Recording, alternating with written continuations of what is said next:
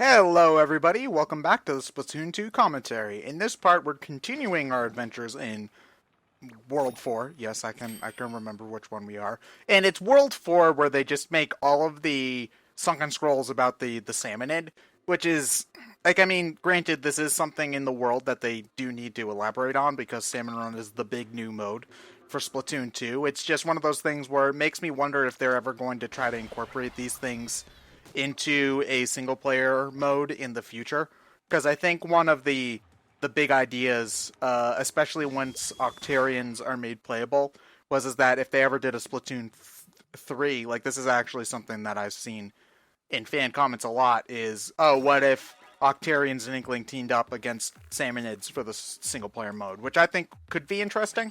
I don't know, like they probably would have to add more types of enemies and also just not put flyfish in every level, like what happens in Salmon Run every single time. But Well, has it been established that that salmon are just considered a bigger threat compared to well, the Octarians? I don't The know. Salmonids are more or less considered, I think, kind of mindless beasts compared to Octarians. Yeah, where the Octarians are just kind of weirdos, is the thing. Like, I think most Inklings don't. Again, we were talking about this in an earlier part, but I think most Inklings don't have a problem with them. It's just like this random group of Octarians that are just causing trouble because they're dicks, you know? Okay, so anyway, this is the Blaster level, which is easily the worst level in the game. I hate it. Oh my god, this level sucks. I hate the Blaster. I've never been able to play any type of Blaster and have fun. Granted, Splatoon 2 tries. It does try a lot. There's a new weapon called the Clash Blaster, which has actual rapid fire, which I appreciate. And I'm not saying that blasters are a bad weapon, because I get killed by blasters all the time online. So people are generally better than me at them. It's just I hate using this blaster in particular because the fire rate is so goddamn slow. Like, look at this. And it sounds like you're not using a gun; you're firing a confetti popper. Yeah. And I mean, granted, there is utility to that. It's just, oh god, Splatoon benefits. I mentioned this earlier when I was talking about the hidden stuff, but Splatoon single player benefits from a fast pace, and this is the slowest paced weapon in the game, in my opinion, even more so than any of the rollers or the chargers, because you're not guaranteed an instant kill with the blaster, and its range is terrible. Like, I'm like, okay, like, and it's just, this level sucks. I hate it. I think it's just meant to be the equivalent of a grenade launcher. Well, kind of, except you have grenades. Yeah, but you can. But the point is, yeah, with grenades you can actually launch them. Yeah, you have. This just goes like 5 feet in front of you, then explodes. Yeah, and granted, there is utility to that, because the big thing that they want to teach you with this is that the blaster can shoot around shields, and it can hit more than one thing at a time if you aim the explosion right. So granted, it does have its utility. It's just the standard blaster's range is so poor that you can't shoot. You have to get so close to stuff. That's the big problem I have with it, and I don't feel comfortable getting that close to an enemy most of the time. I would rather try to take that enemy from as far away as I can, because if an enemy is paying attention, you're probably dead before you get close enough, in theory. That's why the Rapid Blaster is the one you see online the most often, because the Rapid Blaster's range is ridiculous. It's long. I think the Rapid Blaster has a longer range than the standard Splatter Shot, if I remember correctly, although that's something that I would have to look up to make sure. It also doesn't help that this level in particular has the worst sunken scroll to get in the game, which is not in this area, so I'll talk about that later. I will say I appreciate this level's design, because this is the only level in the game which is semi-non-linear. You're given these 3 paths so that you can get 3 keys, and you need those to beat the level, and you can do the paths in any order you want. That's neat, I think. Like, not a lot of levels do that, and I suppose that there could be more levels designed like that, and that would be cool, but it's just, oh god, it's so slow. There was one in the last world I think I found a bit more annoying than this one, but yeah, this is definitely one of the most annoying levels in the game. Do you remember what weapon you used for that one? I can't remember, but it's one where like the second scroll is you have to shoot a tiny little switch on a tiny little part of the stage. That, you have that's to in turn this... around. That you have to turn around to see. Oh, that one sucks too. Don't worry, we'll be getting to that. That's the Brella level. In this one. Yeah, it was Umbrella. Yeah, that level could kiss my ass. Don't worry. There are 3 sunken. No, actually, there are 4 sunken scrolls in this game that I just think are absolutely obnoxious. There's this one, that one we were just talking about, one in the ink brush level, and one in the final Splatling level. And I'll be sure to point those out when we get to it. So, okay, so yeah, this is what I was talking about. With the blaster, if you aim it so that the shot explodes behind a shield, you can hit the enemy behind the shield. And you can do that in the multiplayer too, where you can, like, hit enemies behind cover that way. I just find it a lot harder to do that with the blaster than, say, the slosher, where all you have to do is aim up, and then the ink will go over the shield. Here we go. This part. This is the first time I played this game. This level, I think, took me 3 tries.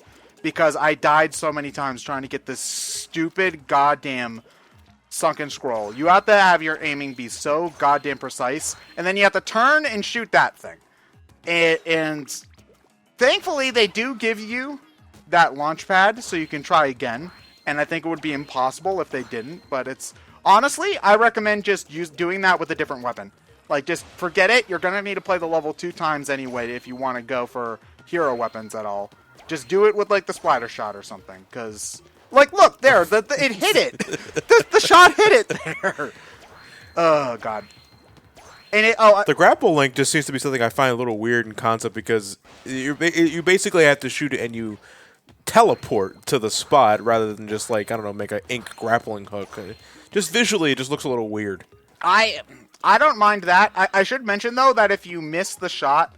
Like, if you don't time it right on, like, the first 2, you die. Like, you just fall into the pit and die there, too. Which is what caused me to... Because, you know, I got decent at the timing because I've done it, like, 6 times now. But, if you... The first couple of times, it's very, very, very annoying.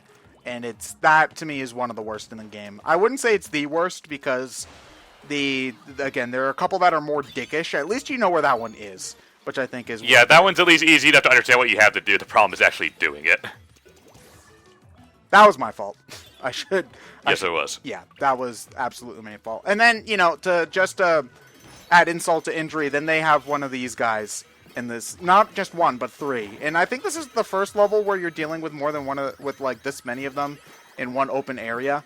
And so, not only do you have to guide these guys all over the place, but...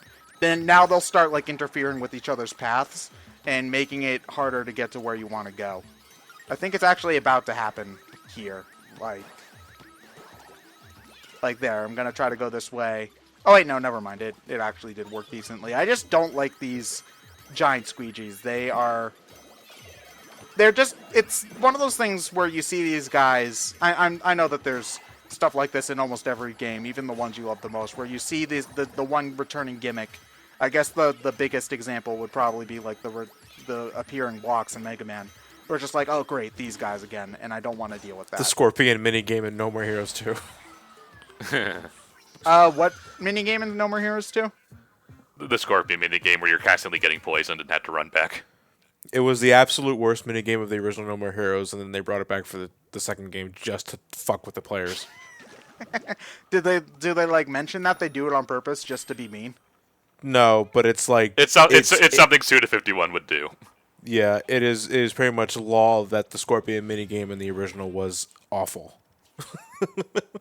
Yeah, so that's actually, you know, No More Heroes 3, we got some decent information about not too long ago, and I believe there was actually an interview with Suda51 where somebody asked him what Travis Touchdown's favorite type of horn was, and he answered. Like... Yeah, Suda would answer that. That's at least that's not as weird though, because that's something that makes sense as opposed to was the Waluigi having a foreskin thing like confirmed to be fake, or is that an actual... I have no idea. I don't know if that's real or not. Did you not hear about that? No. Oh, No. there was this article going around where people were like, Waluigi's uncircumcised due to an interview with Nintendo President Tatsuya Kimishima, I believe. That's fake. You wouldn't answer that. I don't know, John. Okay, so this is the level. Oh yeah, this is the level I was talking about. I miss it, so don't worry, I do go back for it. But right at the very beginning. Well, kind of. This is another level that's kind of. Yeah, it's right ahead of us. You can only get it after you do the. This is another level that's kind The of two-pass. non-linear, where you have to get the different keys and stuff. The Brella is actually, I do think it's a fun weapon, and this is something interesting. They gave you could use the Brella weapon in the single player, but it wasn't added to this multiplayer for a couple of weeks.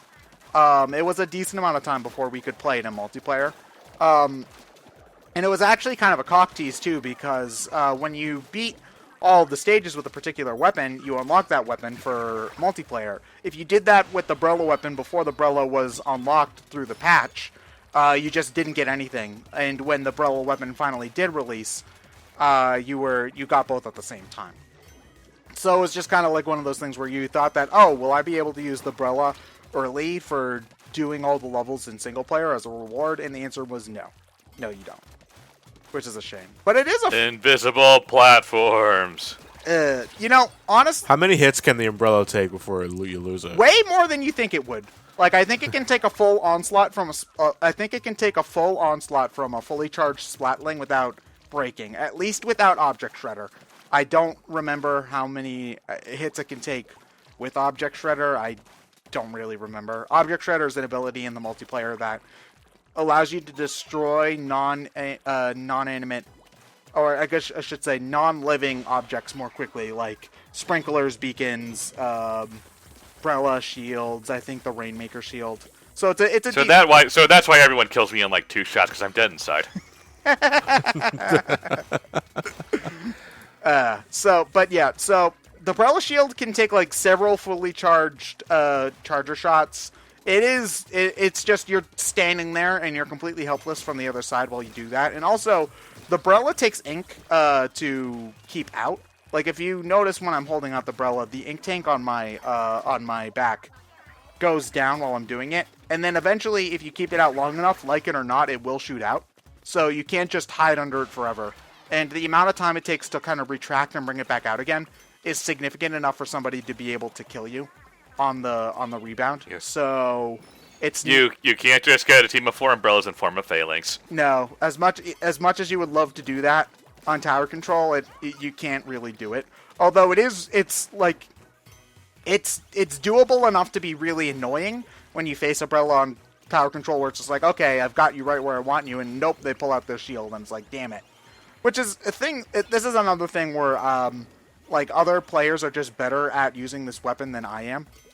Where I don't know how to use the shield very effectively. I always feel like it takes a really long time to come out. Because you have to press the button to shoot and then hold it, and it'll take a split second before the Brella actually pops open. And I find that I tend to get killed before I get the Brella out. So, yeah, it's one of those things where I guess practice is probably what determines that kind of thing. But it's just... I'm sure we all have those things in games where it's just like, how are you people so good at this? Like, you acknowledge that the weapon's good, but you can't use it for shit. Yeah. That's kind of me in big, slow characters in fighting games, unless it's Ganondorf and Melee. Well, the big, slow characters in fighting games usually tend to be on average, tend to be outmatched by the smaller ones, the more mobile ones, don't they?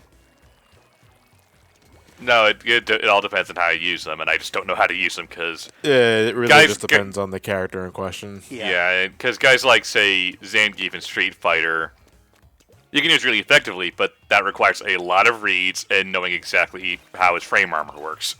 Yeah, but the thing is with Zangief in particular is that once you can do those reads, it's very fucking easy to lay on the damage. In fact, he was... Street Fighter 4, back when it first came out, I think he was top tier, because I think he had a lot of fucking armor frames in the middle of his atomic buster, his 360 throw. it did a lot of fucking damage, and it was able to eat through a lot of stuff, and that's the kind of power those kind of characters can. But the problem is that you're so big, and you take a lot of damage from the small players. It's generally more irritating than it's worth, because in a fighting game you don't want to get hit at all. It's just kind of a thing you don't want to experience because you associate losing with that. But with big characters, you kind of got to take the shots. Yeah. So that you can get to them. Yeah, it's kind of like it's inevitable that you're going to get hit. It's more a matter of killing them before they hit you enough, I suppose. Yeah. So I'm guessing you're saying that Zangief is a character that would win a lot of matches, but not perfect a lot of them. Then. No. Okay. Not perfect a lot of them. Yeah, you'll win, but you're gonna get hit. Yeah. Which ultimately, as long as you win, that's kind of all that matters in the end. Right. But what if you want the trophy for perfecting? Also, the frickin' Brella is really, really annoying to try to, like, you're supposed to use it and have it, like, stay on this propeller so that it goes out while you're riding the geyser here, but damn it! Well, you got to start digging them, Skills. so. Nope, it doesn't count until you get the next checkpoint. All right. I also just Oops. love that Marie says skills while I die. She's being sarcastic. I don't think her intent was to be sarcastic. It only became sarcastic in It's retrospect. totally in character. I suppose, yeah. But now I gotta break these things again. These wrap Also boxes glad taking that up. Splatoon 2 doesn't have actual Who wraps voice boxes acting. in shrink wrap? People who don't care about the environment. Because that shrink wrap isn't getting recycled. It's going straight in the trash and choking seagulls. Although, seagulls suck. Fuck them. wait, choking seagulls? Yeah, that's like one of the things whenever you see like one of those environmental... Wait, nope! Ah! So anyway, as I was saying, like, whenever one of those environmental... I was seriously considering restarting my level here, but I decided, no, screw it. But anyway, whenever you see those, like, environmental guilt trip commercials on TV, where it's just like, look at these poor animals, you can stop them and donate all your money now. And, like, they'll always show, like, seagulls covered in those, like, beer can plastic holding thingamahoozits that have a name, but I don't remember what their name is. So plastic thingamahoozits is what I'm going to use. Like, it'll always be like seagulls trapped in that, or like raccoons covered in trash, which is just them hanging out actually because they love trash, but whatever. There's a reason they're called trash pandas. I've actually never heard that one before. It's just that what we were talking about earlier, just like how seagulls are affected by like plastic shrink wrap. It's like I just imagine like the emotional guilt commercials headings, like every year people pack T-shirt launchers with plastic shrimp wrap and aim at seagulls at the beachside. Stop them from aiming at the seagulls. Yeah, they deserve. Recycle your plastic shrimp wrap. They deserve it. Seagulls should be at the scene, not in a parking lot at Walmart. I don't know what they like. Aren't birds supposed to migrate? I don't know why they hang around in Boston till like February. It's like Because people keep feeding them. not on purpose. Well, that it doesn't matter if it's on purpose or not. They're getting fed. They see a source of food and they think, this is a good spot. Little jerks. I love Walmart. You should see the fun that's to be had when they show up at Wrigley Field during the middle of a game. Oh my god. I have not experienced that, no. Yeah, they get some. Every once in a while, they get the idea to come in from the lake and just wander the outfield while the game's going on. I'm pretty sure. I don't think we'd ever have that. We probably have pigeons, though. I'm pretty sure birds have been hit at Fenway multiple times by the ball. Yeah. Yeah, that's happened at Wrigley too, and of course Randy Johnson's famous pitch that got interrupted by a bird. I assume you know what I'm talking about, John. It sounds familiar. Maybe I think it was a spring training game, but Randy Johnson was throwing a pitch, and he throws really fucking hard. Yeah. A bird somehow flew in at the exact wrong moment to be in the trajectory of the pitch and basically exploded. Oh damn! From the pitch. From the pitch.